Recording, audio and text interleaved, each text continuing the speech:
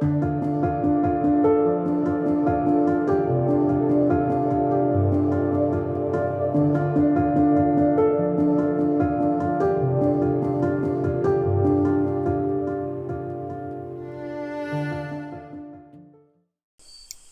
Nicholas Faraclas. I'm going to give a little bit of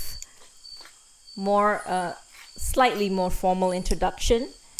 He is the professor in linguistics at the University of Puerto Rico, which is where he is, 12 hours behind us. He speaks something like 16 or 17 or 18 languages. When we met him, or Ken had met him before, I met him in Papua New Guinea, and he was speaking Tok Pisin, which is the language there. I mean, he just looked like a local person to me. And then I understood his expertise is in languages of the colonized. And so he studied this all over the world. I think he specializes in Creole languages. Is that right, Nick? The ways language comes together in contact situations, which one of those ways is through Creole languages. But actually, I specialize more in language and power, how language is used to do the kinds of things that you were talking about in this last session, how it's used by small groups of people to dominate larger groups of people.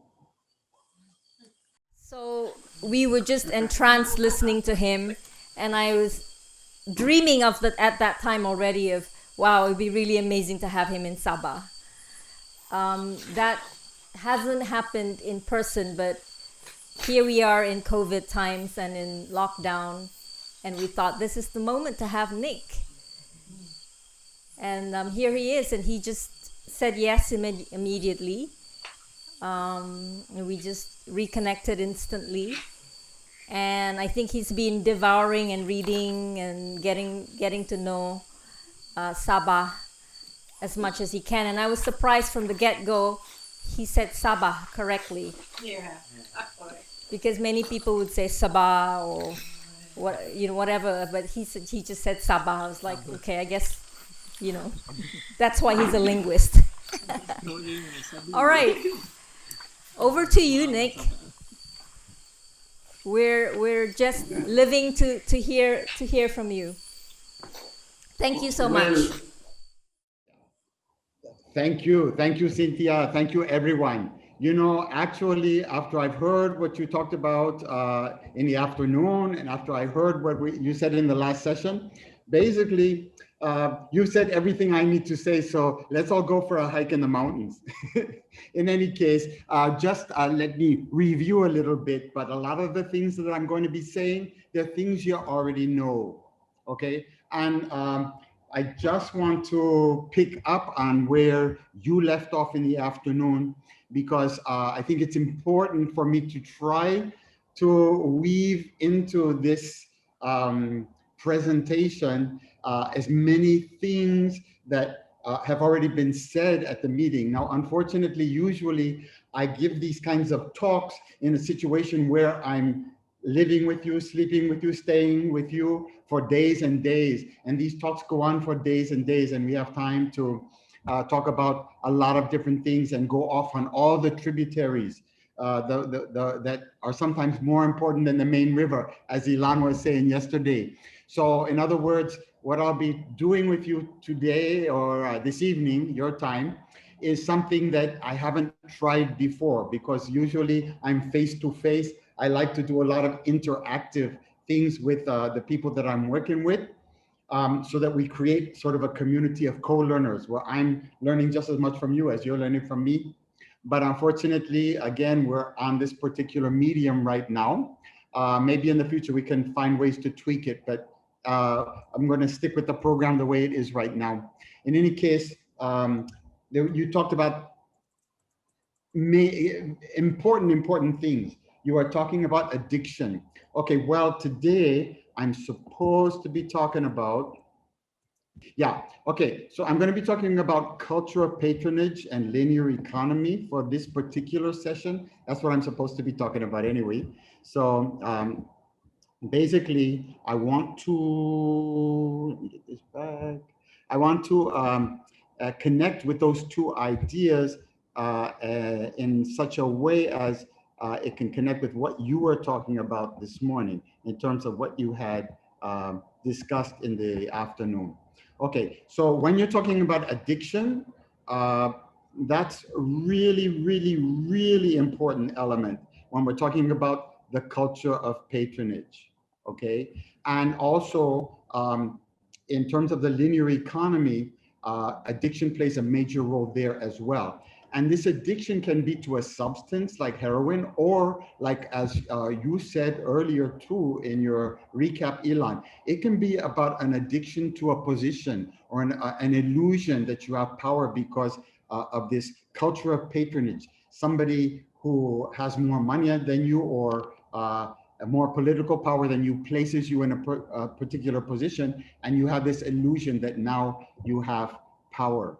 Okay, another thing that you were talking about was um, coffee, cocoa, palm oil, and all of those monocrops. Very important concept that Ilan introduced yesterday, monocrops, plantations. You just grow one thing instead of many things together. Okay, and that's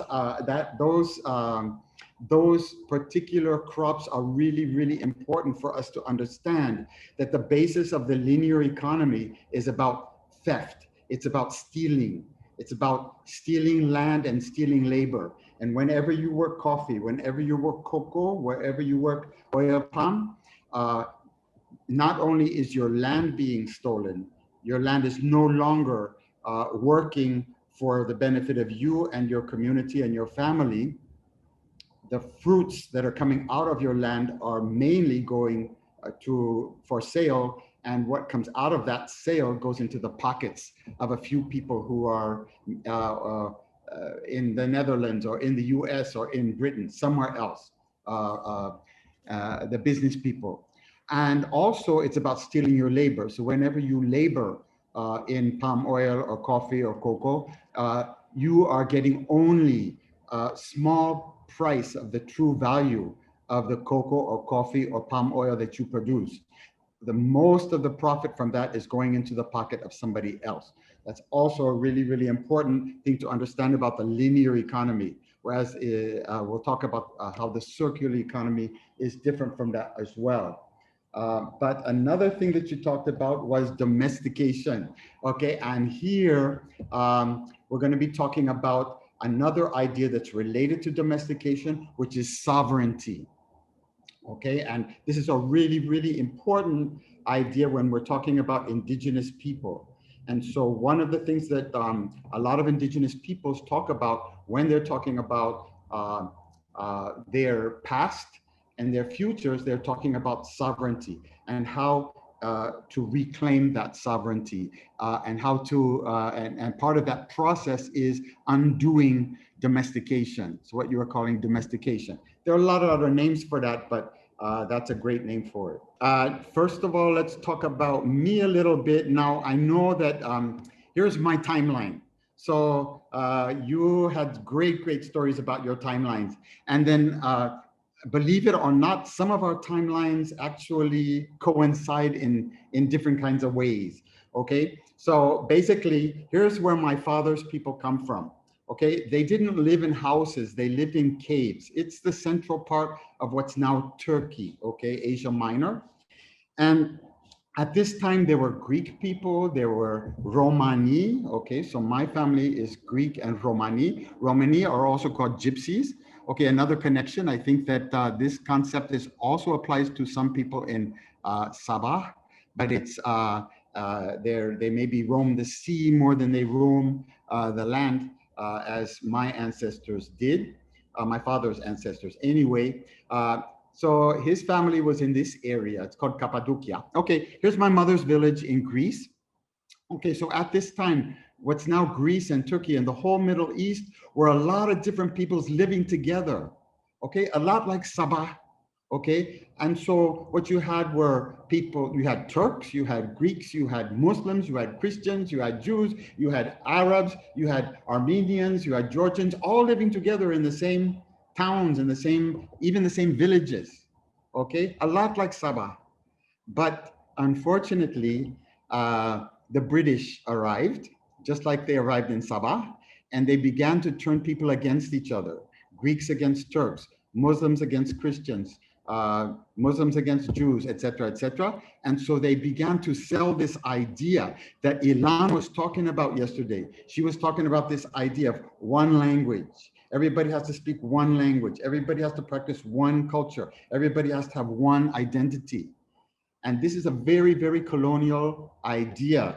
And so most of our ancestors didn't live like that. Most of our ancestors were living in places where people spoke many languages, where people practiced many cultures, and people had many identities, okay?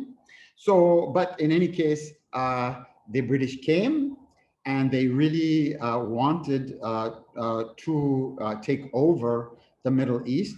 And what they did was they convinced the Greeks to hate the Turks, and they convinced the Turks to hate the Greeks. Well, my mother's family was living in Greece. My father's family was living in Turkey. So after World War I, what happened is Greece and Turkey separated. And in the process, 4 million Greeks were became refugees. They had to leave Turkey, what's now Turkey. And 3 million Turks had to leave Greece, what became Greece. And so my family came from that conflict. My family became refugees and they moved to the United States. Okay, so after they moved to the United States, again, because of the linear economy, there was a Great Depression, okay? So the Great Depression meant that there was no money. And of course, people had no land. So my father had to abandon his studies. He quit school to take care of his family. And as soon as the depression got a little better, my father went into the army because it was time for World War II. My mother was working in the factories making guns, okay, for the US Army. And finally, after the war, they came together, and then I was born in 1954. I spent my childhood in the US, but during my early years, I became involved in a lot of the kind of work that you're involved in. Okay, in other words, working with communities where in such a way that they can start to undo their domestication. They can start to undo their domination. They can start to reclaim their sovereignty. So this is one of the movements that I was involved with. I don't know if you know the Black Panther movement in the United States, but I was involved with that as a very young person. Then I got involved in lots of different types of popular movements and community work, organizing around food, organizing around all kinds of different issues in the US. But after that, I moved to Nigeria, okay, in West Africa. Now, I went to Nigeria to do research, and it was linguistic research.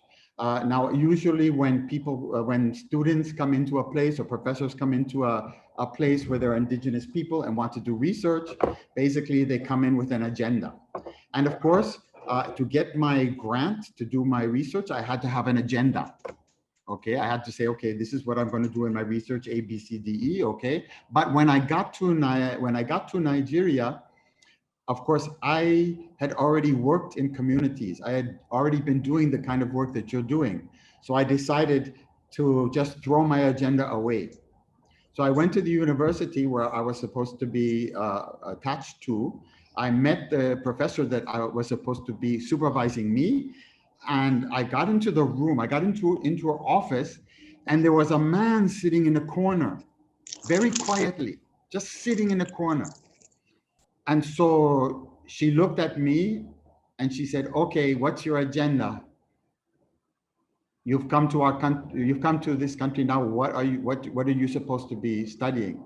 And I said, you know, I don't really care about my agenda, okay? What is something that I can do that could be useful to a community here? Let's start from there, okay? How can I work with the community in some way to support something that they want to do? So she looked at me and she said, well, by chance, I want you to meet Mr. Etete. He's sitting there in the corner. So she said, Mr. Etete came to me this morning. He wanted somebody to go to his village, to live there for a year, to learn their language, and to write a grammar for their language so their children can begin to learn to read and write their language and learn their subjects in their own language rather than in the colonial language, which is English. Okay, so I went and I lived in that village for a year. And I learned the language and I wrote the grammar of that language. And I started to work with the community to design programs for the children to learn their own language, learn in their own language first before they had to learn in English. So that's, but I learned so much more because this is an indigenous community where people have power, sovereign power over their land, sovereign power over their seas. So in other words, when they work, when they go to work in their gardens, nobody tells them when to go.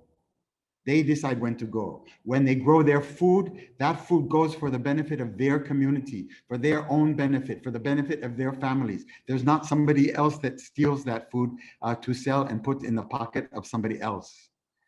They have sovereign control over their land. They have sovereign control over their labor. And this is what indigenous sovereignty, or this is an important part of indigenous sovereignty.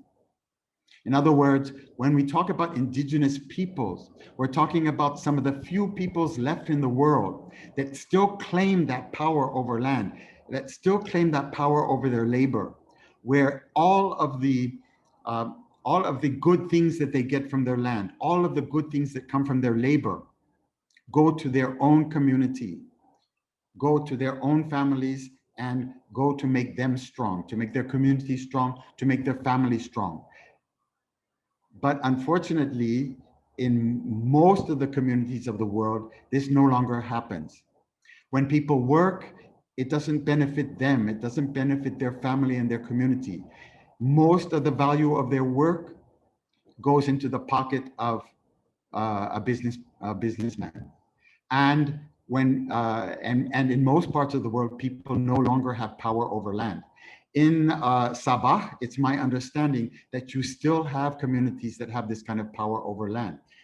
It's not the native title system, which is a system that actually removes people's sovereignty over the land, but it's the other system. It's the one that's called, what is it now? Native rights. Under the Native Rights to Land Proclamation, we're talking about that kind of power. And I would say we have to be careful with that word rights, because basically under that proclamation, I think you can talk about power and sovereignty, not just rights, but we'll talk about that a little bit later. Okay, I spent 5 years in Nigeria. After I left the village, I went to teach at the university, but I kept doing the community work there. And then I moved to Melanesia. Melanesia is very close to Sabah. It's just the same chain of islands going over. If you go from Borneo, Kalimantan, Sabah, and Sarawak, and then the next islands over are parts of Indonesia, then you get to West Papua, which is the other half of the island that Papua New Guinea belongs to. Okay, and so I went to work there doing similar things. So I was teaching at the university, but also doing community work. And then my work started to expand just from literacy for children in their own language, their own indigenous language, but also we started doing literacy work for the adults. And instead of talking about reading and writing in indigenous languages, we were talking about people reading and writing their lives. And so we talked about what we call critical literacy. And when people read and write their lives, it's all about what you were just talking about: undoing the domestication, reading your life, finding out how your life has been domesticated, how your life has been colonized, how your power over your land and your labor has been taken away from you. That's reading your life. And once you've read your life and figured it out, you can start to undo that colonization, undo that domestication, undo all of that domination that has taken your land away from you, taken your labor away from you, taken your sovereignty away from you. And we'll talk a lot more about that in this presentation. Okay, and then in 2002, I moved to Puerto Rico. So anyway, this picture is from Papua New Guinea. These are some of the people that we were working with who organized some of these schools. So these schools were schools where the children would go to learn how to read and write in their own languages before they learned to read and write in English. And then so that they could learn to read and write, and they could face their studies in school from a position of strength where they believed in themselves because they had a solid foundation in reading and writing their own language. So when it came to learning English, they wouldn't fail, because most of the kids in Papua New Guinea, unfortunately, leave school before the 6th grade. That is, they don't even get to secondary school because they're forced to learn all of their subjects in a language they don't know. They don't know English. They know many other languages, but they don't know English. So they're forced to learn all their subjects and learn to read and write in a language that's not theirs. So what we were doing in those schools was basically giving the kids a chance to learn to read and write in their own language before they had to learn and read and write in English. And that gave them a better basis to do that. Okay, but those schools, that's what we did in those schools during the day. But during the night, the adults came to those schools, and in those adult classes and sessions, we did the reading and writing life work, where we started to work together with people in the community to undo some of those that colonization, that domestication. In any case, the work in Melanesia was very, very exciting, and it spread to the other Melanesian countries. We were working at the end in about all of the NGOs and different organizations were working in thousands of communities, and there were schools in thousands of communities for children and adults, and we were working in over 300 languages.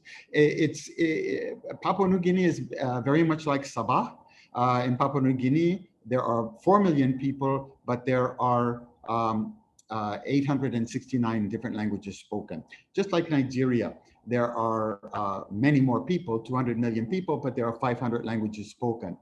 So basically, I was very happy in Melanesia, but I had to leave because the problem was that I was getting ill from malaria too much. So I was getting malaria like once every year or 2 years or a year or 6 months when I started working in Papua New Guinea and Melanesia. But by the time it came time for me to go, after some 15 years, I was getting malaria like every month. So it was time to go. So where did I go? I went to Puerto Rico. And this is a picture from Puerto Rico. And I've been in Puerto Rico for the last 19 years, doing the same thing, teaching at the university, but also doing community work. In fact, I spend more time doing community work than my university work. But I do my university work to get my pay, and then the rest of my time I can do community work because I have the means to do it. Okay, but when I'm doing my community work now, I don't just work in Puerto Rico and the rest of the Caribbean because Puerto Rico is an island in the Caribbean.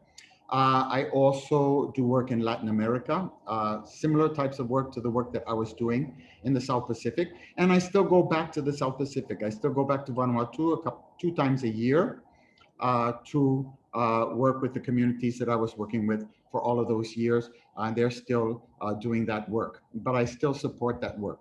And I do go back to West Africa every year too, but I take a group of students from my university to go to West Africa every year.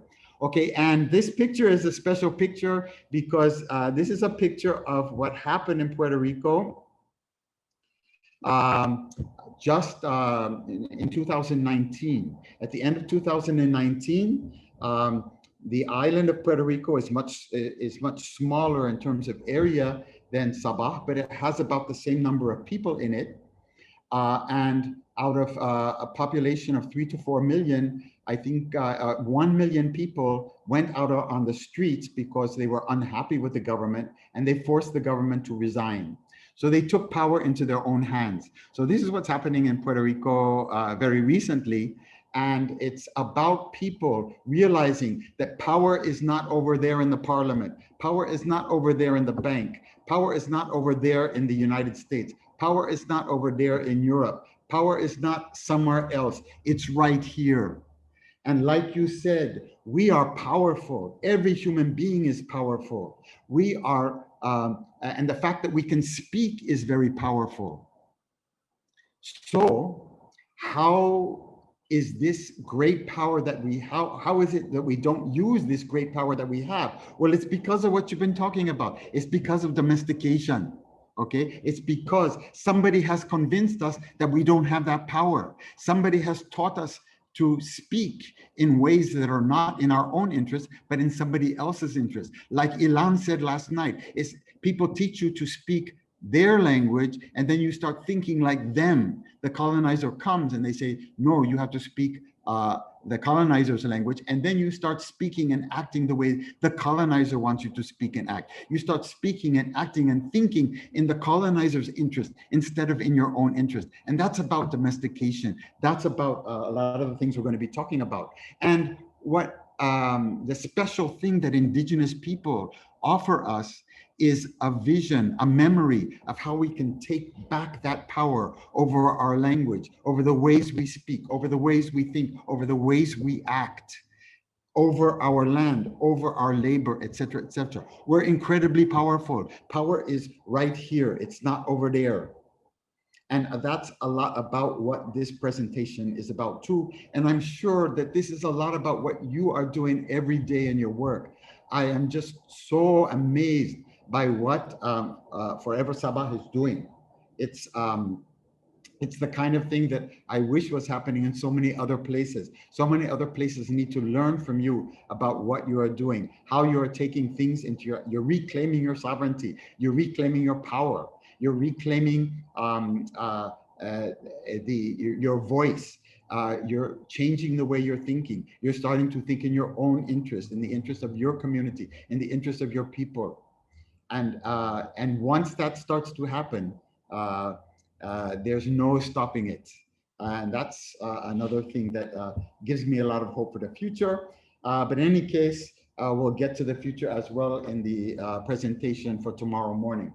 I think those were the points basically that I wanted to connect with from the points that you were making about what you said this afternoon. But there was so much more, but in any case, let's proceed to the presentation. Now, normally I would be asking you all kinds of questions. I'd be having a dialogue with you in this session, but unfortunately, we have a limited amount of time. Unfortunately, this is the way we're working right now with COVID. But in any case, let's make the best of what we can do in this format. But I just want to ask, is the sound okay? Is the translation coming out okay? Is everything okay so far? Sound okay, translation okay, content Great. okay. Okay, thank you, okay. Yeah, okay, the only thing that maybe is not okay is that as we go deeper and deeper into this, maybe you're not going to sleep very well tonight, because I hope you don't have nightmares, but I'm not saying these things that I'm going to say today to give you nightmares. I'm hoping it's going to give you dreams about how you can take the work that you're doing now, the amazing work that you're doing now, and make it even more amazing. Okay, so let's go back to a story. Of course, my stories aren't going to be as nice as Ilan's stories, because hers were just, in fact, after her first story, really everything that I wanted to say was all in her first story. And then everything I wanted to say this evening, your time, and then everything I wanted to say in tomorrow morning session was in her second story. So that's the power of stories. Do you see how powerful human beings are? Just in those stories, you can say so much. And you know, those stories are the kind of things that indigenous peoples have all over the world. And they're not just, they're the kind of things that are said. And then you think about them over and over again. And then you wake up the next morning and you realize there's another layer. There's another meaning there that you didn't realize first. And then you think, okay, I figured it out now. But then a week later, after you thought about it some more, you realize there's another layer. Okay, that's how powerful and rich, and you keep going and going. And actually, you may be 70 years old and you may still be thinking about that story and you're still learning from it. Look at the power. Look at the power of that language. Look at the power of the educational power there. How much more powerful that is than what we do at our universities. Okay, so we can say that those stories are part of the universities that all of our ancestors had, but they were circular universities. They weren't linear universities like the university where I teach now. Okay, but in any case, let's look at the basket story. So it's a very simple story, okay? So, and it's a story that women tell, okay? Because women weave baskets in Maori civilization. So basically, you can see that these basket weaving traditions have been passed down, but also the stories that go with those baskets. Okay, and here's another connection to Ilan, because she has family that has lived for many years, that had lived for many years in the lands where the Maori have lived for thousands of years. But in any case, in this story, basically very simple. Okay, you weave your basket and then you put it on your back.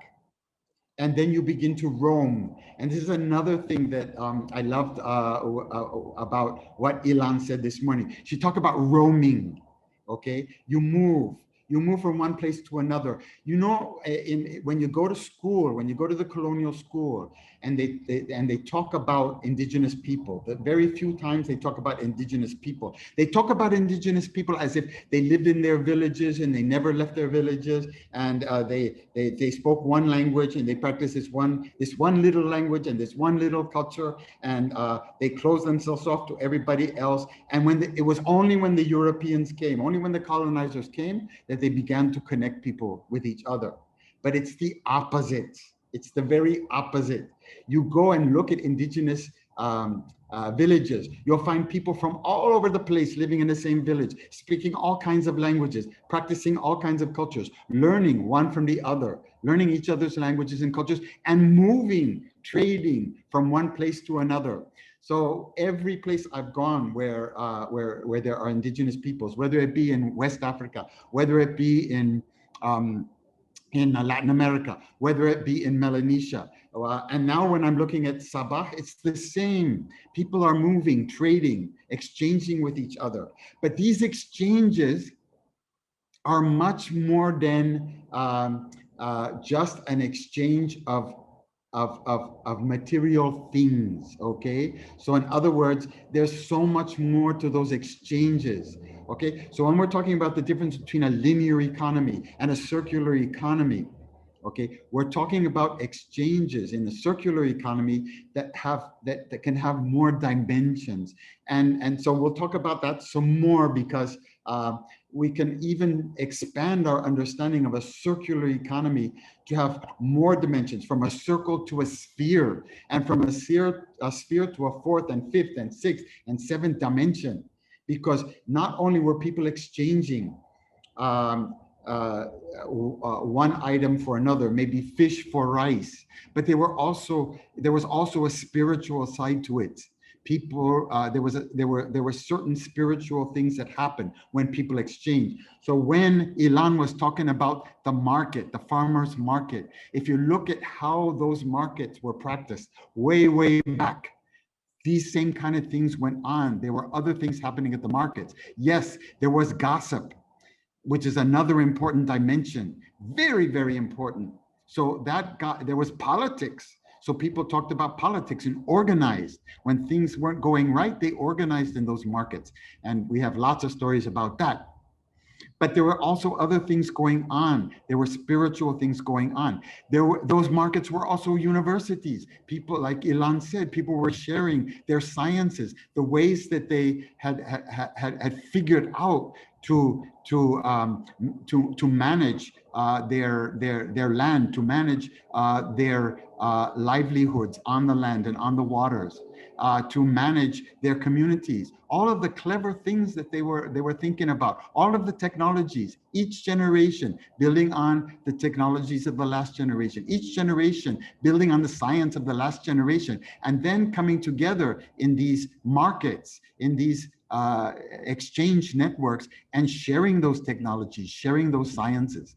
Okay, very, very rich. A major accomplishment in so many ways of indigenous peoples everywhere around the world. But of course, we don't learn about them in the colonial schools. Anyway, let's get back to the baskets. So the story of the baskets is you weave your basket, you put it on your back, and then you move. You take what you have in your place, you take the things that come from your land. That could be rice. You take the things that come from your salt, your seas. That could be fish. You take the things that, but it's not just rice and fish. You take the knowledges that you use to catch those fish or to grow that rice. You take the knowledges that come from your place. You take spiritual knowledges. You take all kinds of things and you put them in your basket. You take your stories, put them in your basket. And then when you move, your job is to share those things in your basket, share them with other people. And in exchange, those people will take things from their baskets and share them with you. And so when I'm speaking with you today, okay, basically, these are the things that I've learned from the indigenous communities where I've had the honor and privilege to live and luck to live.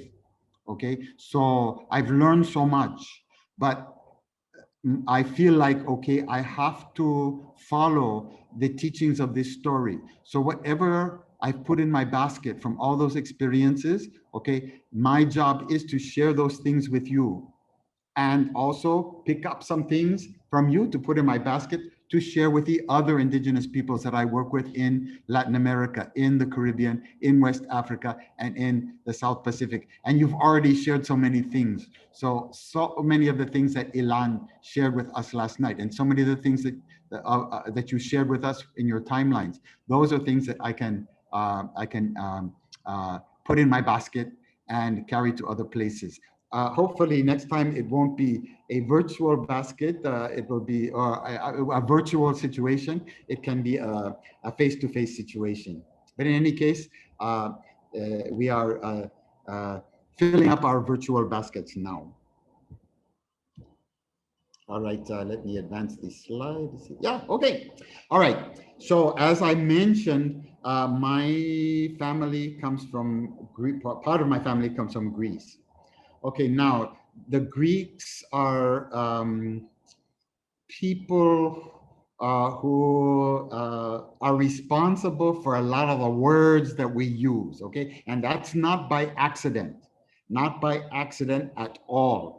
Because really, the Greeks were the first people in Europe who started colonizing other places. Before that, the people in Europe didn't colonize. They were living in a circular economy. They were living with circular politics. They were living in many ways as indigenous people. But when the Greeks came along, Greece was a place where a big transformation happened, from a circular economy to a linear economy, from a circular politics to a linear politics, from indigenous sovereignty to colonization and domestication. And part of the domestication that happened through language. And this is when Ilan was talking about the administration. Yes, The administration is about colonization, and it's a much more powerful form of colonization than force. Yes, you can force people to be, you can colonize people through force. You could send in the army, okay, and invade them, but there's a much more powerful way to colonize people, and a much more dangerous way to colonize people, a way that's much harder to fight, and that's through language. And that's basically what I teach at the university, how language has been used to dominate people, to domesticate people, to make people forget that they're powerful, and to convince people that power is somewhere else, and that in order to take control over their lives and their labor and their land, they have to ask permission from somebody in the government, or somebody who has money, or somebody or somebody in a university, a professor in a university. In other words, people don't give themselves permission to assume sovereignty right here and right now. Okay, but in any case, how did it happen? How did that transition happen? A lot of it happened through language. And so I'm going to look at the words that you asked me to talk about today, which are economy and politics. Those are both words that were taken from Greek, but these are words that the Greeks themselves changed from the earlier circular meanings to the later linear meanings. Okay, so in other words, many of you have probably gone to workshops or classes at your university, whatever, and your professor gets up and says, "Oh, did you know that economics was a Greek word?" And the word, it comes from two words, ikos and nomos. So you see the two words here, one is ikos and nomos, okay? And then of course there's an ending, ika. Okay, but in any case, you take this word ikos plus nomos plus ika, and you get economica, and which means economics, okay? But the ikos part of the word, okay, they say means house. In your course, you'll learn it was something about house. And when they say nomos, they'll say, oh, it's something about accounting and control, okay? But actually, if you go back to Greece and Greek before the linear economy, before linear politics, before the politics,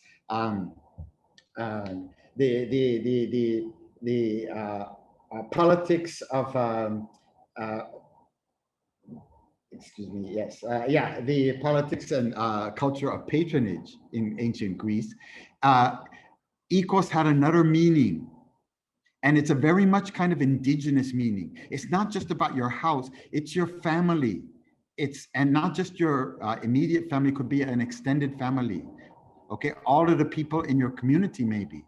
Okay, and also it's not just about your house, but also the land around your house. If you live in a place where you get your subsistence from land, land is what gives you life and food. It's about that too. So it's very much an idea that connects with indigenous peoples and sovereignty over land and sovereignty over labor, okay? But of course, when the transition happens in ancient Greece, they forget about that and they say, no, it's just about your house. It's not really about anything else. But really, if you look back far enough, it's not just your house, it's the people in the house, and also how the people interacted with what was around the house to give them life, to give themselves life through the food that they grew, give their family life and their community life. Okay, and then nomos, they say means control and administration, okay? There's that word that Ilan was using, yes, the administration. That's how they tell us. That's the meaning that they give us for that word. But actually, if you go back far enough in Greek, it also means custom, just like indigenous custom, adat, but the indigenous adat. That means the ones that actually were the laws that were made by the community, in the community's interests, to make sure that the community in the interest of the community, and to make sure that the community benefited from its own land and own labor, and that everybody had food, that everybody had a place to live, that everybody had work, etc., etc. We'll talk more about that before. So in other words, economics has a circular meaning that happened before the Greeks transitioned from a more indigenous type of society to a more colonial type of society that went out and colonized other people. And then it has another meaning that is a more colonial meaning. And surprise, surprise, the one you learn in school is not the earlier indigenous meaning, the earlier circular meaning. The one you learn in school is the linear colonial meaning. Okay, they say that no, economy comes from the Greek words for house and accounting and management. That sounds like a company, doesn't it? Okay, sounds like the company that took over Sabah in the 1880s. And we had in the Caribbean here, we had similar things going on. Okay, so a lot of the islands of the Caribbean were actually run by companies for hundreds of years before they actually became crown colonies and this type of thing. So very similar. And unfortunately, some of the islands in the Caribbean are still colonies. They never got independence. So I'm living in one of them right now. So Puerto Rico is still a colony of the US. And I'm not talking about neo-colony or, you know, we're talking about neo-colonization. We talk about the World Bank, how, and of course, Ilan talked about last night, very important, how Sabah gets recolonized after Sabah just becomes one of the 13 provinces or one of the 13 states. Yes, but Puerto Rico is still the old type of colony from before independence, okay? So we still have that in the Caribbean as well. Okay, now let's, okay, so basically we can say the same thing about politics.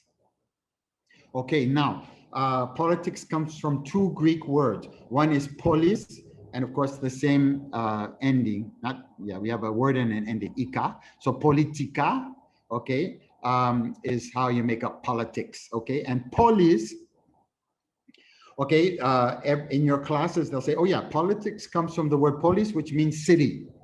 City, you know, and the kind of city they're talking about is the ancient city with big walls to protect from invaders, the ancient city that had big plantations around it of just one crop, just like Ilan was talking about last night. It was big crops. And all of those big crops like could be wheat, growing just acre after acre, hectare of wheat. But that wheat was not being grown for the good of the people as it was under indigenous sovereignty. It wasn't being grown for the good of people and their families and their communities. It was being grown instead for the rich people in the city.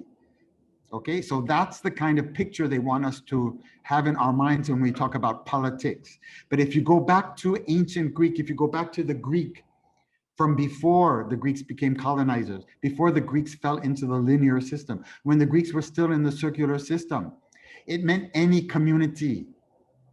It didn't have to be a community with walls. It didn't have to be a community with an upper class and a lower class, where some people ate off of the labor of other people, where people worked and didn't get the just value for their work. Most of the value of their work went to a rich class. We're talking about a time in Greece when people were living in towns that had no walls. So if you go back far enough in Greece, there are no walls around the towns anymore. And you go look at the graves, there were women leaders buried in the graves and male leaders buried in the graves. And you look at the towns, the population of the towns. If you do the archaeology on the teeth, you'll find from the teeth, you can tell if where people were born, what area they were born. And you'll find that there were people in towns from all over the place. So people were living in towns where people came from all over, speaking many languages, practicing many cultures, learning from each other, where men did not dominate women. You could have women leaders, you could have men leaders. And leaders were not about dominating other people and stealing from other people. Leaders were real public servants. They actually served their communities, and like you are doing right now. Okay, those were the kind of leaders that we had before the colonial system, we had before the linear system. And that is another meaning of politics. It's the meaning of politics before we fall into the linear system. Okay, so basically, when I'm talking about economics and politics in this tonight and tomorrow, I'm going to be not talking about economics and politics in the way that we usually talk about it in the university. I'm going to talk about it in other ways, economics and politics. I'm going to be talking about it in ways that I've learned from the indigenous people that I've lived with in the last 40 years in West Africa and in Latin America and in the South Pacific.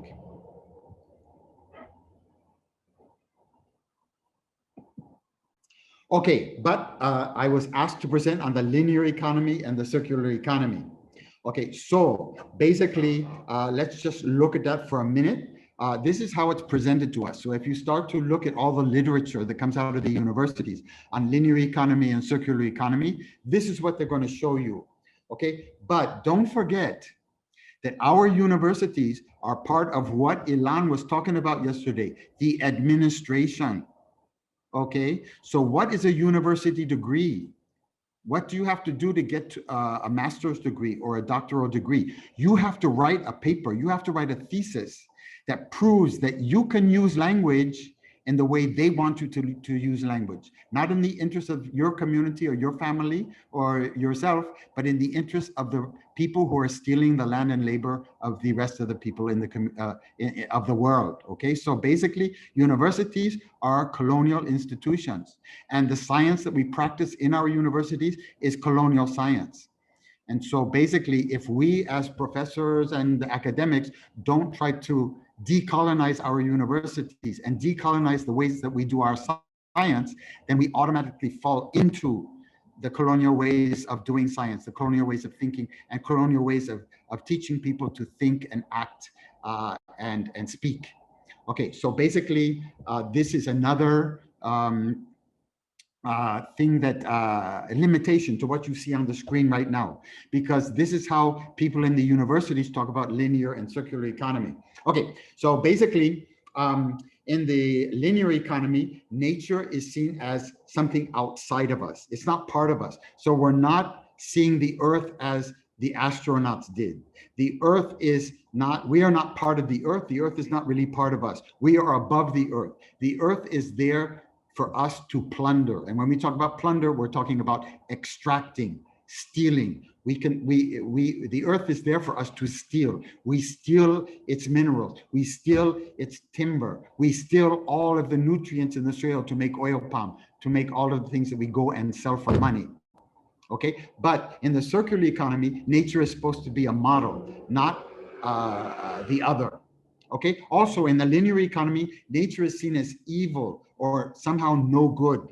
It's seen as something that has to be improved. In other words, we cannot see the perfection in nature. We cannot see the power in nature. We cannot see all the good things, the wonderful things, the abundance that nature has there for us. Instead, we see nature as something that needs to be changed, that needs to be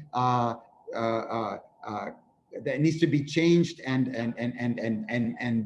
improved somehow to make a better nature. Okay, it's just like ourselves. We can't give ourselves permission to see that we're all powerful, that we have this incredible power as human beings, and that power comes from ourselves, but also, as Ilan said yesterday, from our communities.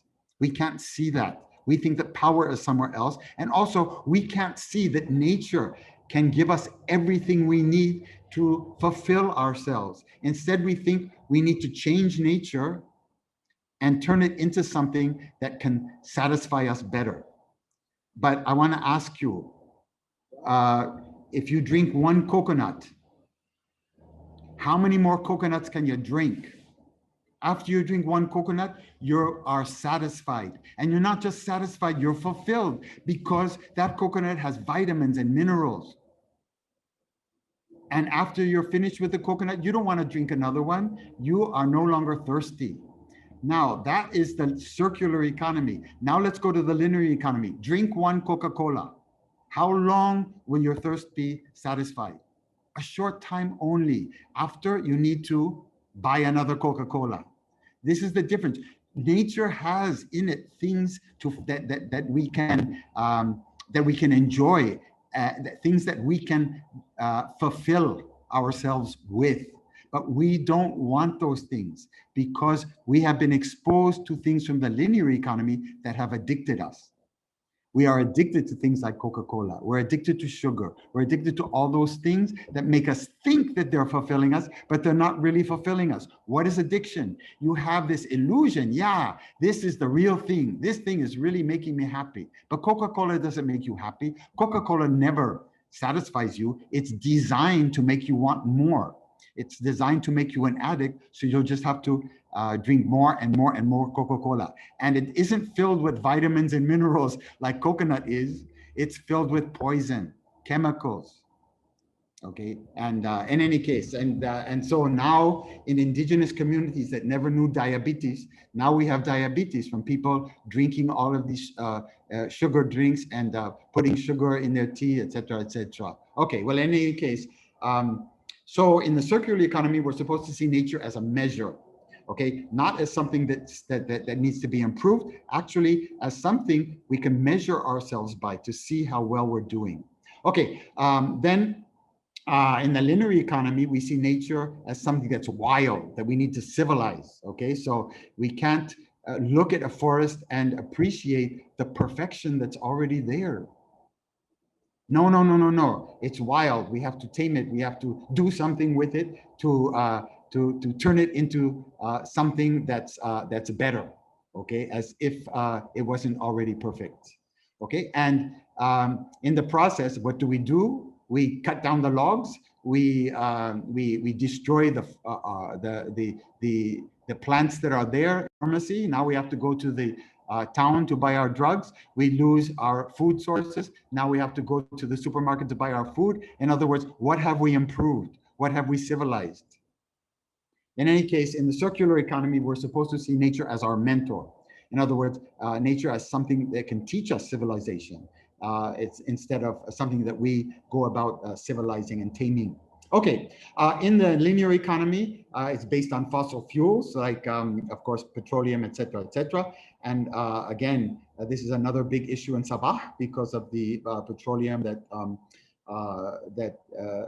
the issues around petroleum that actually have made colonization actually worse than in other places, because most countries, most territories where there is petroleum, you have the forces of colonialism and neo-colonialism operating with much more savagely and domesticating people more and colonizing people more, because those companies want control over that petroleum. Okay, then what's the model? What's the model in the linear economy? It's plunder, commodify, dump. Okay, what does that mean? Okay, so in the linear economy, you take nature, you take people, you steal nature's resources, you steal people's labor. You turn those things into commodities. You put them in a package. Why do you put them in a package? To sell them. And when you sell them, people consume them.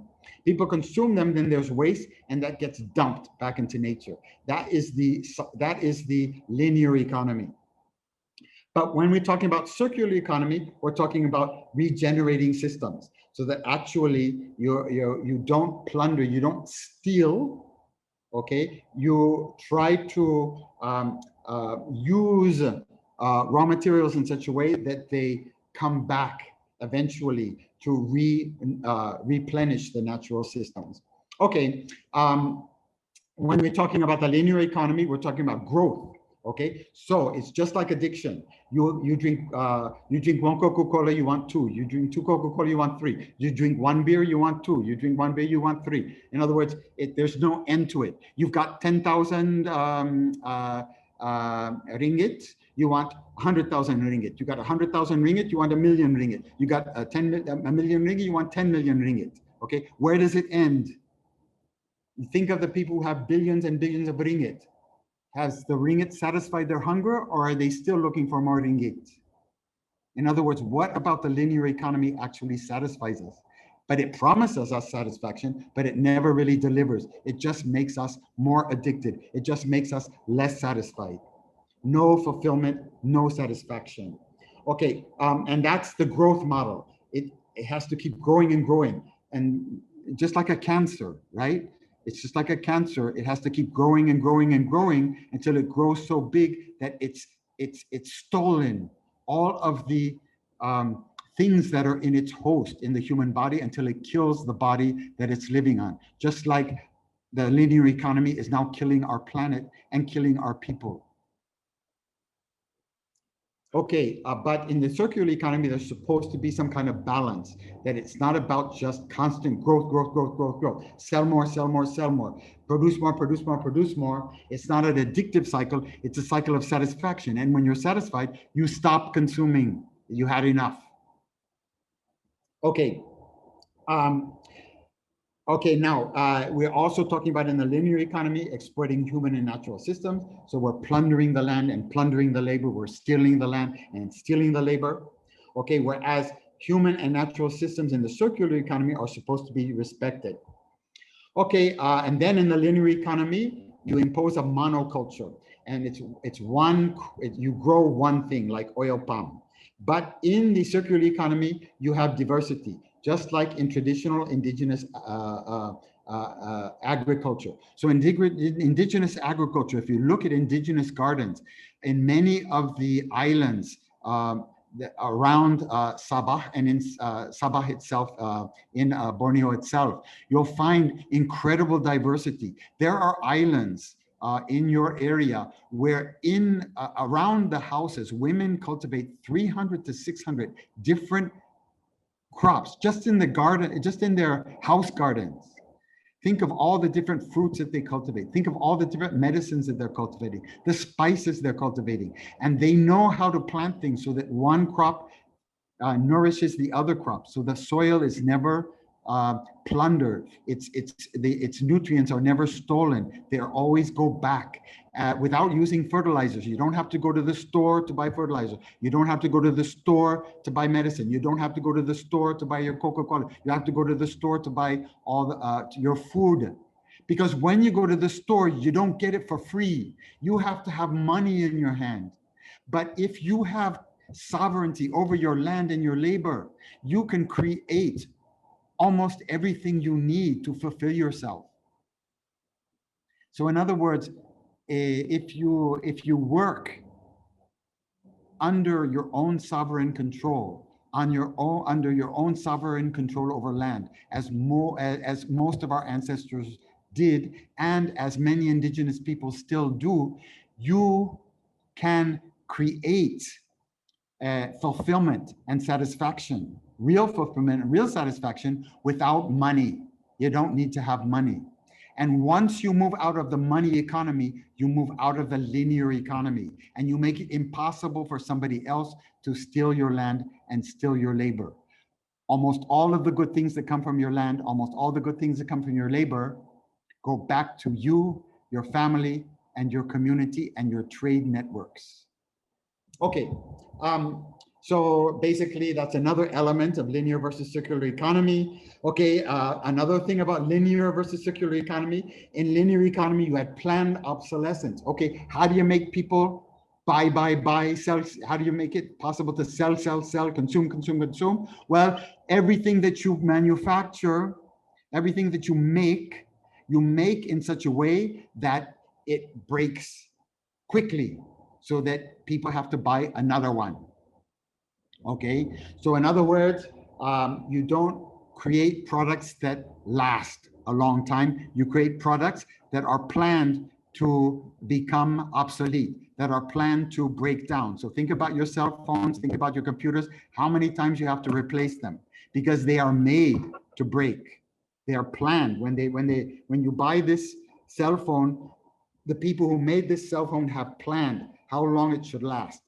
And they want to make sure that when they come around time with their next version, you're already in the market to buy another one. You may either be so addictive that even that even though your old one still works, you'll want to buy the next one anyway. But even if you're not addicted to that degree, your old one will break down soon and you have to buy another one. Destroying natural systems. That's what the linear economy is based on. So massive mining, massive logging. You know this very, very well in Sabah. You've seen the results. But in circular economy, you're supposed to design out waste and pollution and minimize extraction. Okay, minimize mining, minimize logging, etc. Okay, and then finally, in the linear economy, we talk about commodification. Okay, so as I said before, we're talking about plunder, commodify, dump. Okay, so what does the linear economy do? It steals from nature, it puts it in a package, and then sells it to you for money. But what do you need to do to get money? Well, money is part of the linear economy, okay? In the circular economy, where you have sovereignty over land and sovereignty over your labor, you decide when you're going to go to work. You decide when you're going to finish work. That is what the kind of power indigenous people have over their labor. What day you're going to go to work. But in the money economy, somebody else tells you when you're going to go to work, when you're going to start, when you're going to finish. In other words, you lose control over your labor. But it's not just losing control over your labor. When you work in the money economy, when you work in the linear economy, you get a wage, you get some money for your work. But that money is only a small fraction, only a small amount compared to the amount of value that came from your work. Okay, so in other words, that when you farm palm oil, okay, you are the one who had to do all the hard work. But when you sell your kernels, okay, you sell them for half the value of the palm oil when it's sold after it's first been pressed. And then that palm oil becomes finished products that are sold for hundreds of times what they paid you for your palm oil. In other words, somebody else is getting all of the best value from your labor. You no longer get it. And also all of the best value of what's coming out of your land is going into somebody else's pocket. That's what, but how do they, and then they leave you with that little bit of money in your hand. And what do you do with the money? You go to the store to buy the soap powder that they produced with your copra. But if you look at the value of that copra in the soap powder, it's 100 times more than the value that they gave you for your palm kernel, if you do it ounce by ounce. So in other words, you're the one who did all the work, and they're the ones who made all the profit from your work and from your land. Just to check, is the sound coming through? Is the translation still okay? Yes. Yes, Okay. everything's fine. Okay, I'm sorry for all of these charts because we're going to move now into a couple of others just to contrast. Okay, here's the linear economy. You extract the raw materials, you produce commodities, you sell them to people for money, and then people use them, they throw away the package, it goes back into the environment. It's linear. Did somebody want to say something? I'm sorry. No? Okay. And then here's the circular economy where there is some input from the environment, but then as much as possible, it's kept within the circle, okay? Now, think about it. It's like a cancer, okay? So the linear economy is like a cancer. They have to keep growing and growing and growing. And they take the things that nature used to give us for free to satisfy us, free to fulfill us, like water. All of our ancestors had access to water, drinkable water, for free. They didn't have to buy it. But what's happening today? Because of the way they've destroyed the environment, all of our waters are now poisoned. So now we have to go to the store and buy the water that they packaged as a commodity in the store. But before we can buy the water in the store, we have to have money. Where do we get the money? By selling our labor and selling our land to a company, where we get 1 ringgit back for every 100 ringgit that they get from our land and our labor. That's how they hook us in to this system, which is like a slave system, making us slaves in our own territories, making us slaves on our own lands, making us slaves on our own seas, etc., etc. Okay, and then between the two economies, you have what they call a reuse economy, where there's some median stage. So this is how they talk about it in the universities. I'm sorry I'm giving you so much of this because actually there's so much more. Okay, some people give it a little twist and make it into two circles, and they talk about a circle that of nature replenishing itself, and a circle where the circular economy is replenishing nature, and they work together. But there's still something missing here. There's so much missing. And then when we get into some of these other things that they present to us, I don't know if can you read some of these circles? What's in the circles? Well, in these circles, we have most of the things we've talked about already. But in these circles, we're starting to talk about other things. When people start about the circular economy, they're starting to talk about human satisfaction, human fulfillment. They're starting, that's up here. They're starting to talk about communities. They're starting to talk about culture. They're starting to talk about customary lifeways, etc. So in other words, there are some people when they talk about circular economies, they're starting to incorporate some of the things that are not just purely about products. And this is interesting, but I would say it doesn't go far enough. Whew, okay, so I hope you've had your fill of charts and university ways of looking at things. Okay, any case, but then if you look at people who talk about the circular economy, they tell us, here are the leaders. The global leaders in the circular economy. Okay, so in 2014, Denmark was first place. Netherlands was second place. Scotland was third place. Sweden was fourth place. Japan was fifth place. And when I looked at that, I started scratching my head. I said, wait a minute. I've been to Denmark, I've been to the Netherlands, I've been to Scotland, I've been to Sweden, I've been to Japan. And I have nothing against these countries. I've been there, they're nice countries. And the people there are nice people. I have nothing against them. But I really, really, really doubt, from my experience, at least in West Africa, from my experience in the South Pacific, from my experience in Latin America and the Caribbean, working with indigenous peoples, I would say that there are societies that are far more advanced than Denmark, Netherlands, Scotland, Sweden, and Japan in terms of circular economics. But the problem is these communities, these countries don't make it on the list. And there's a reason for that. Like I said, these lists are made by us, academics, okay? And our academics and our universities are colonial institutions. And the ways that we present things in these kinds of lists are colonial ways of presenting things.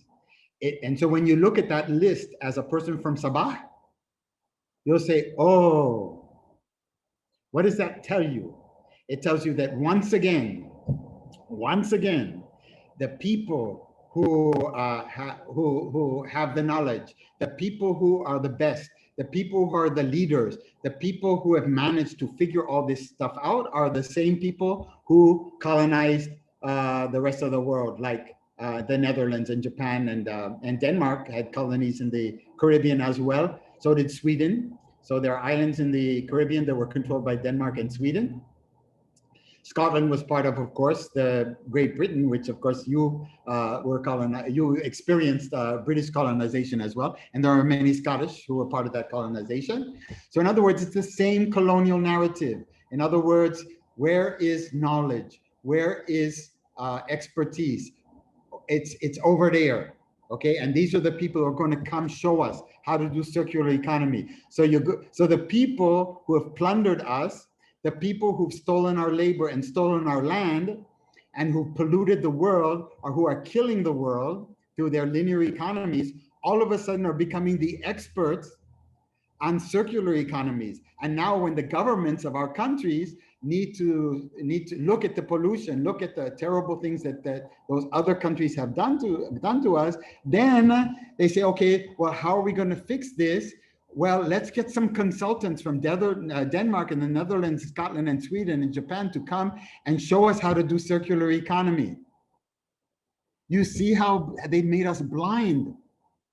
Because where are the experts? Who are the people? Who are the people in the world who've managed not to pollute their environment, not to poison their environment for the last 40,000 years? The people whose water is still drinkable, the people who still have forests, the people who still have the birds, who still have the animals in their forest, who can still get their medicine from the forest, whose land still gives them subsistence, who gives them all of the livelihood they need, gives them the food that they need, gives them the medicine they need, gives them the things that they need to build their own houses, gives them the freedom to work in the circular economy without money, where they are in control of their own work. It's right there in Sabah. You have indigenous communities who have for 40,000 years at least, longer, been able to manage, been able to use their custom to preserve all of these things that now the people who've destroyed the world with their linear economies say we have to fix. But the ways to the tools that they want to use to fix them, and the experts that they want to employ to do the fixing, that is the people that they want to consult to do the fixing, are the same people who've destroyed the world, the same people who've plundered the world for plundered the resources of nature, have disrespected nature, and also have disrespected humanity, have used people as mines. So what are they doing when they steal their labor? They're treating us like a mine, like Ilan said last night. They when you're doing palm oil, when you're in the linear economy, they treat you like an oil palm tree, or the land that oil palm is grown on. They're extracting out of you like they extract minerals from mines. So how are these people going to save the world? And we're not just talking about the problem of the destruction of the environment. We're also talking about the other big problems in the world. We're talking about wars. Okay, the world is full of wars right now. But which communities in the world have the best conflict resolution systems? Well, many of those conflict resolution systems, the best ones, are found in indigenous communities. We'll talk about that some more too. So in other words, again, we are blind to the people who actually have the most experience, thousands of years of experience with the circular economy. We don't think of them as people who have something to teach us. We think the people who are going to teach us are the same people who have taught us that they have the knowledge and we don't have the knowledge, and that there's nobody in Sabah who might have this knowledge. We have to go to Britain, we have to go to the US, we have to go to Denmark, the Netherlands, Scotland, and Sweden, and Japan to learn how to do the things that the indigenous people of Sabah have been doing for 40,000 years.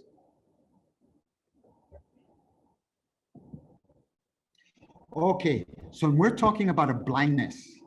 Okay, and so let's think about science, because last night Ilan was talking about science, and she said that she was in some senses intimidated by scientists.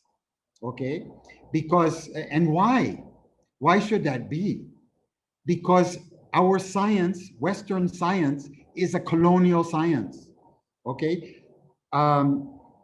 why do we have universities? If you look at the universities in Britain and Europe, they look like churches, because many universities grew out of churches and monasteries. And what is the role of the church? What is the role? What does the church do? The church, as you can see, what it did in places like Sabah. Okay, the church basically was used by the British and earlier by the Muslims that is Islam was used by the Muslims to colonize, to domesticate, to get people to accept domination, to get people accept that somebody else would steal their land and steal their labor, to make people forget, that actually the power is right here. It's not over there. Now, I'm not saying that that is everything we need to know about Christianity or Islam. Because if you go back to the original messages of Islam and the original message of Christianity, okay, the original message of Jesus or the original message of Muhammad, okay, what are we talking about? When did Muhammad live? When did Jesus live? They were living in the times we're talking about, like ancient Greece, okay, and a little bit after that. These are the times when the world was changing from a circular system to a linear system. And what was Jesus preaching? What was Muhammad preaching? They were both preaching about how the world was moving into a system that was not, that was a system of death instead of a system of life. And the teaching of Jesus, the original teaching of Jesus, the original teaching of Muhammad was about, wait, be careful. Be careful. We need to go back. We need to restore. We need to protect all of these circular systems, the circular economies, the circular politics, the circular knowledges, the things that give us life against the linear economies, the linear politics, the politics of patronage, the politics of enslavement, the politics of theft of our land and our labor that are turning us all into slaves. So basically, both Jesus and Muhammad had liberation teachings. They weren't about turning people into slaves. They were trying to get us back to understand the power that either Jehovah or Allah have given all of us as beings that were created in their image, powerful beings with powerful languages. Okay, in any case, so I'm not saying that there aren't many people who practice Christianity or Islam in a way that is actually helping to liberate us and helping us to see the power that we have, and we assume that sovereignty in our lives, in our communities, etc.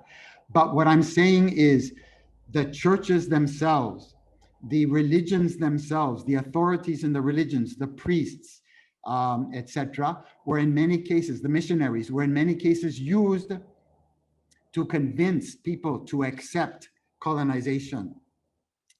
And once in Europe that was done, the power to do that passed from the churches and the monasteries to the academics. So we academics, the professors, the universities, became the people that began to do the same thing.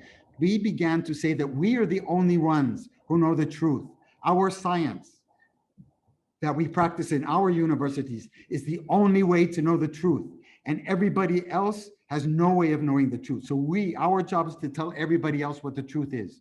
But if you go back to indigenous communities, everybody's a scientist. Everybody's a professor. Everybody's a student. Everybody's a teacher. That is indigenous education. That is sovereign education. That is people having power over their knowledge, power over their truth, power over their science, power over their technology. This is what we all had, all of our ancestors had. This is what Jesus and Muhammad were warning us we were losing. And this is what basically some indigenous people still have.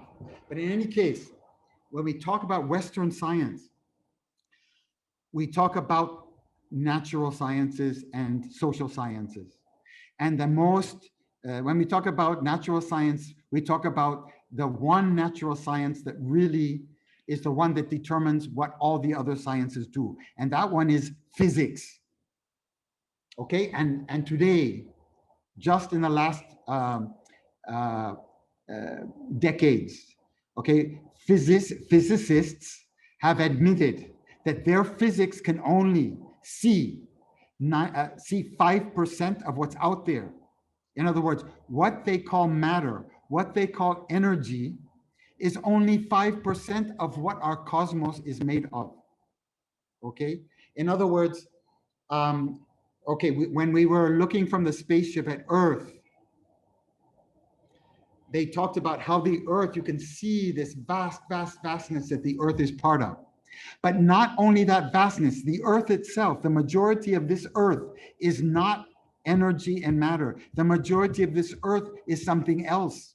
95% of what's out there, they call dark energy and dark matter. They call it dark because they can't see it, because their colonial science doesn't give them permission to see it. Western science is a colonial institution, and it can only see the things that support its ideology of colonialism, things that support its ideology of patriarchy, of making men have the illusion that they're better than women, of ethnocentrism, that making the Orang Tanah think they're better than the Orang Ai, or the Orang Ai thinking they're better than the Orang Tanah, that kind of thing, or making people in peninsular Malaysia think they're better than people in Sabah. Okay, that's the kind of thing that our science supports. If it does that kind of work, ethnocentric work, if it does patriarchal work, our science sees it.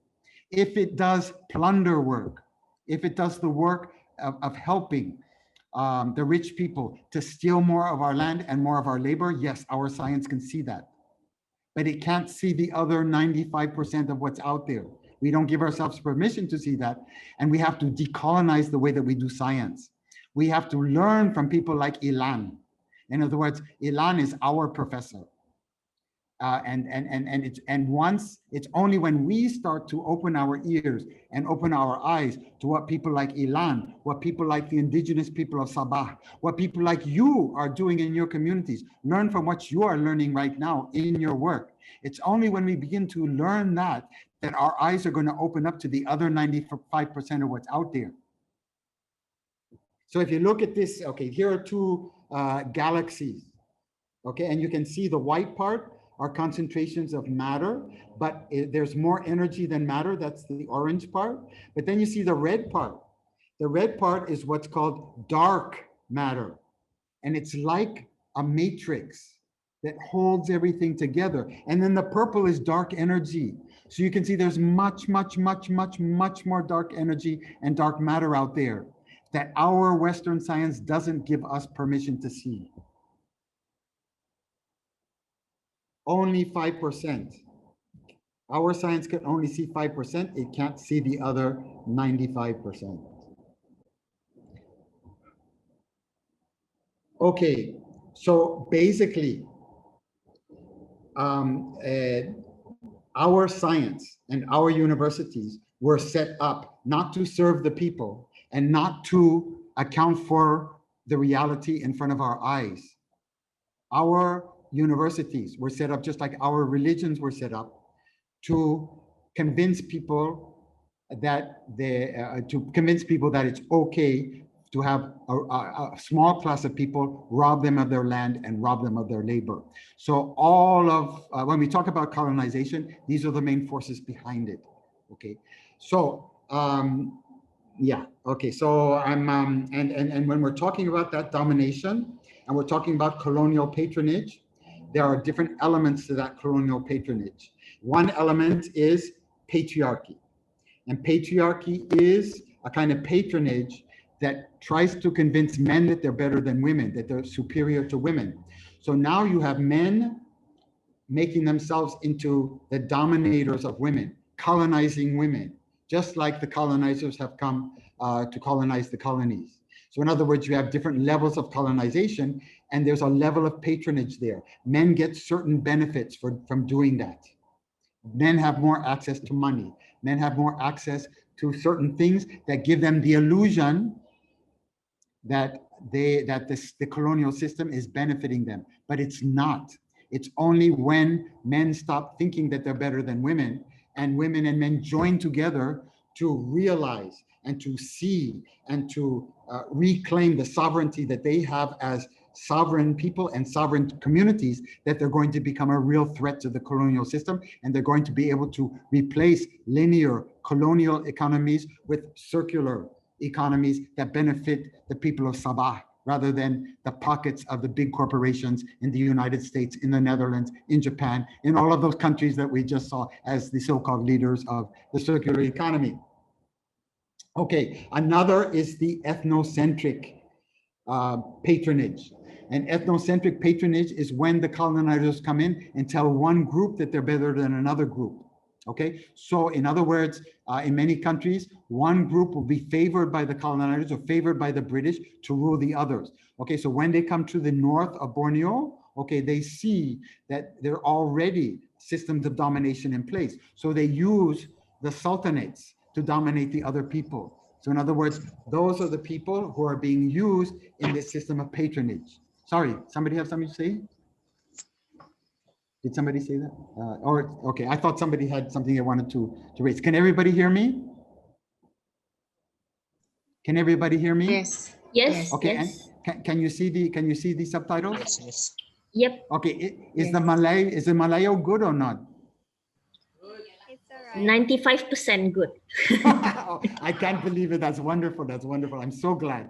Okay, and then the other dimension, one other dimension of patronage is plunder, and plunder means that the rich people become so rich that they're able to give a few peanuts to some people to make them feel that they're better off than other people. So those people who get the crumbs off of the table of the big corporations, they begin to be able to buy things that other people can't buy and live in certain types of houses that other people can't afford. And they live under this illusion that their life is better than everybody else's and they are better than other people. So we begin to see people from Sabah themselves, people from the areas that have been colonized, who become a new neo-colonial class.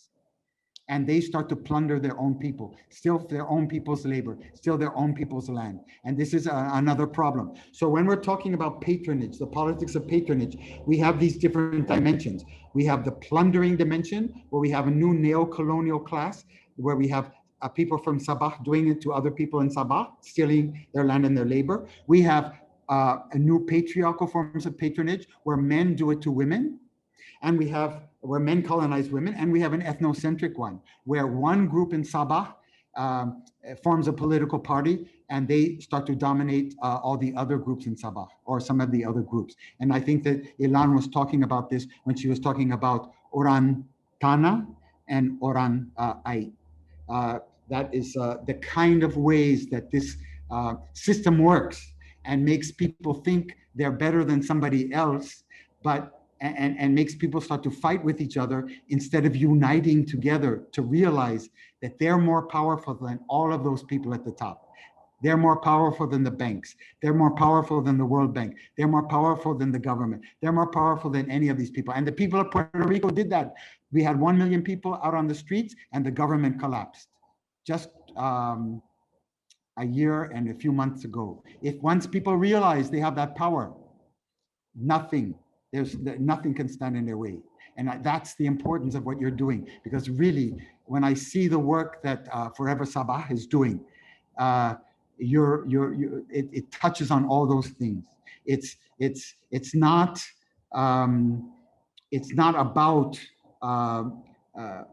not about teaching people or preaching to people. It's about working with people, so that and learning with people.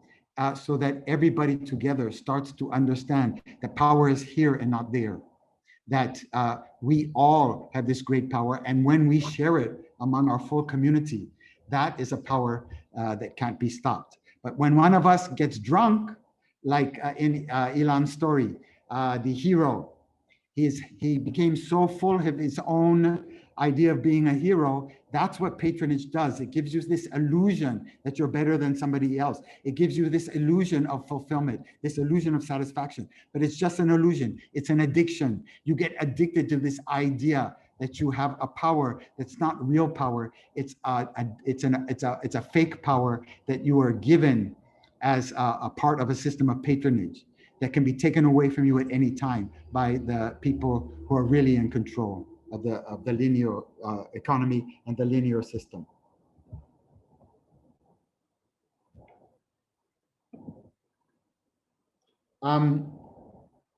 Okay, let me just do this and then let me ask you about timing, because normally I go on for too long. Okay, but in any case, let's just look at this thing for a second though. Okay, so when we say that Western science is blind, we're not just talking about the physical sciences. We're also talking about the social sciences. We're also talking about linguistics, language, people who study language like me. We're also talking about history. Okay, so in other words, look at this map. Okay, now we're talking about the Austronesian language family. What is that? It's a group of over 1,000 different languages. Okay, a group of over 1,000 different languages. Where are these languages spoken? They're spoken all the way across from the coast of Africa, Madagascar, island off the coast of Africa, all the way to the islands off the coast of South America. What does that mean? That means that your ancestors were responsible for a network of ideas, a network of sciences, a network of technologies, a network of economies, a network of politics that stretched from Africa all the way across Asia, all the way across the Pacific, all the way to the coast of South America. And they did all of this without destroying the planet. They used their circular economy. They used their canoes, which didn't pollute. They ran on wind energy, renewable energy. What an accomplishment. And look at they weren't speaking one language. They're speaking 1,200 languages. This means that they did it all without conquest. Okay, they did it all without invading. If this were an invasion, you would have one language being spoken over all these places. But it wasn't about invasion. It was about doing the roaming that Ilan was talking about. It was about people putting a basket on their back and sharing with other people from one island to the other, gradually moving. These are people who probably ran away from other societies who were doing linear things. These people ran away to Taiwan. Now, there are different theories about this, but here's one of the theories. These are people who ran away to keep their circular economies. They ran away from China, where the linear system was taking hold.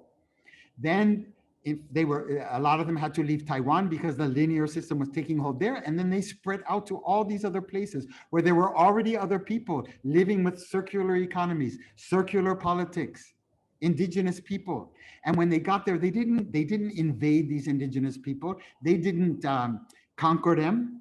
They lived together with them. In Papua New Guinea, you have places where people who speak Austronesian languages live right next door to people who speak other languages. You have this all languages that belong to other families. You have this all throughout this area. Okay, so in other words, and look at how long it took. We're talking about Taiwan about 3,000 years ago, and they gradually moved to other places. Okay, so they get to the coast of South America by about 300 AD. Okay, so we're talking about a gradual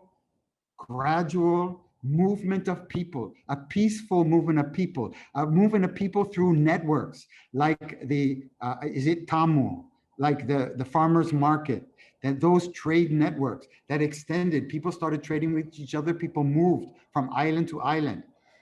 Using renewable technologies. Look at this. This is not just a major technological feat that was done with renewable energy. It's also a major international relations feat. These people managed to live in harmony with each other, speaking different languages and different cultures over thousands and thousands and thousands and thousands of kilometers. Compare that with the world today in the so-called developed countries. They're living in war, but these people did it through peaceful exchange, and there was exchange of knowledges. There were cycles of trade, so that people would move from one island, learn what had to be learned there, trade what had to be traded there to another island, and they were cycles. They moved around. We'll talk more about that later on.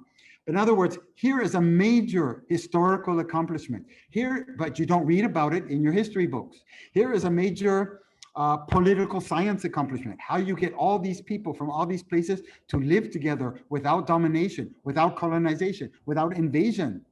What a wonderful accomplishment. What a high level of civilization. Where do you read about it in your political science books? You don't.